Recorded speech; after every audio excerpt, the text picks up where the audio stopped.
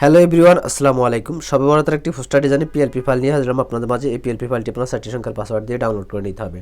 Download করার পরে কীভাবে ভিজুয়ালি ইনপুট করবেন, কাস্টমাইজ করবেন, এখন আমি এই ভিডিওতে দেখিয়ে দিব। তো পিএলপি ফাইলটি ইনপুট করার জন্য আমরা এখানে 3 ডটে ক্লিক করব। তারপর এখান থেকে ওপেন ডট পিএলপির মধ্যে একটা ক্লিক করে দিব। তারপর একদম উপরে দেখতে পারবো ডট পিএলপি, আমরা এখানে একটা ক্লিক করব। আপনারা দেখতে পাচ্ছেন সবে বরাত পোস্টার ডিজাইন মোবাইল দিয়ে এই পিএলপি ফাইলটি ডাউনলোড করে নেবেন। তারপর এখানে একটা ক্লিক করে দিবেন। তারপর আপনারা দুটি অপশন দেখতে পারবেন, একটা হচ্ছে ওপেন অ্যান্ড অ্যাড, একটা হচ্ছে ওপেন অনলি। আপনার সাইডে যে কোনো অপশনে ক্লিক করতে পারেন। তো আমি এখান থেকে ওপেন অনলিতে একটা ক্লিক করে দিলাম। ওয়েলকাম এভরিওয়ান, দেখতে পাচ্ছেন পিএলপি ফাইলটি ভিজুয়ালি ইনপুট হয়ে গেছে। এখন শুধু কাস্টমাইজ করব। তো আমরা এখান থেকে ছবিটা কাস্টমাইজ করতে পারবো, সাইডের লেখাগুলো কাস্টমাইজ করতে পারবো। তো এগুলো কাস্টমাইজ করার জন্য আমরা 3 ডটের নিচে লেয়ার দিতে পারবো। আমরা লেয়ারের মধ্যে একটা ক্লিক করব। তারপর আমরা এখান থেকে হাতের আঙ্গুল দিয়ে ধাক্কা দিব। ধাক্কা দেওয়ার পর আমরা এখান থেকে প্রতিটা লেয়ার দেখতে পারবো। তো আমরা যে লেয়ারটি কাস্টমাইজ করবো সেই লেয়ারটির অবশ্যই লকটা ছড়াই নিব। তারপর আমরা এখান থেকে ছবির উপর একটা ক্লিক করে দিব। তারপর আমরা এখান থেকে আবার লেয়ার অপশনে ক্লিক করব। তারপর আমরা দেখতে পারবো আমাদের ছবিটা নড়াচড়া করতেছে। তো এই ছবিটাকে চেঞ্জ করার জন্য আমরা নিচে মাঝখানে এই অপশনটার মধ্যে একটা ক্লিক করে দিব। তারপরে আমরা আরেকটি অপশন দেখতে পারবো রিপ্লেস, আমরা এখানে একটা ক্লিক করব।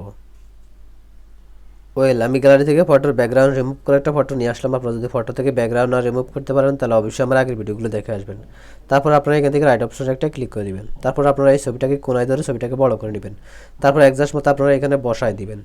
তারপরে এভরিওয়ান দেখতে পাচ্ছেন এখানে নাম দেওয়া আছে রিফন মাহমুদ, নামটা চেঞ্জ করতে হবে। নামটা চেঞ্জ করার জন্য নামের উপর ডাবল ক্লিক করতে পারেন বা এখানে লেয়ার অপশনে একটা ক্লিক করে দিবেন। তারপর আপনারা এখান থেকে আমার নামটা সিলেক্ট করবেন। তারপর এখান থেকে লক আইকনে ক্লিক করবেন। তারপর পিন আইকনে ক্লিক করবেন, আবার পিন আইকনে একটা ক্লিক করে দিবেন। তারপর আপনারা এখান থেকে নামটাকে মোছা দিবেন। মোছা দিয়ে যার জন্য ডিজাইন করবেন তার নামটা লিখে দিবেন।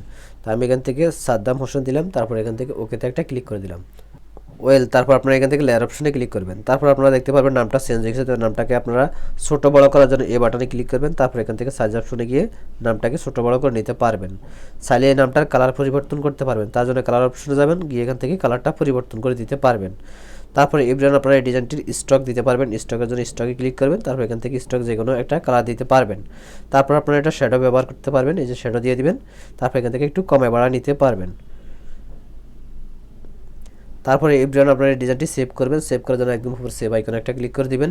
তারপরে এখান থেকে সেভ অ্যাজ ইমেজে ক্লিক করবেন। তারপরে আপনারা এখান থেকে সেভ টু গ্যালারিতে ক্লিক করবেন। ক্লিক করার সাথে সাথে ডিজাইনটি সেভ হয়ে আপনাদের গ্যালারিতে চলে যাবে। তো আজকের মতো ভিডিও পর্যন্ত, যদি ভিডিওটা আপনাদের কাছে ভালো লাগে থাকে তাহলে অবশ্যই আপনার হাতের আঙুল দিয়ে একটা লাইক করবেন, কমেন্ট করবেন, চ্যানেলটি সাবস্ক্রাইব করে রাখবেন। ধন্যবাদ সবাইকে। আল্লাহ হাফেজ।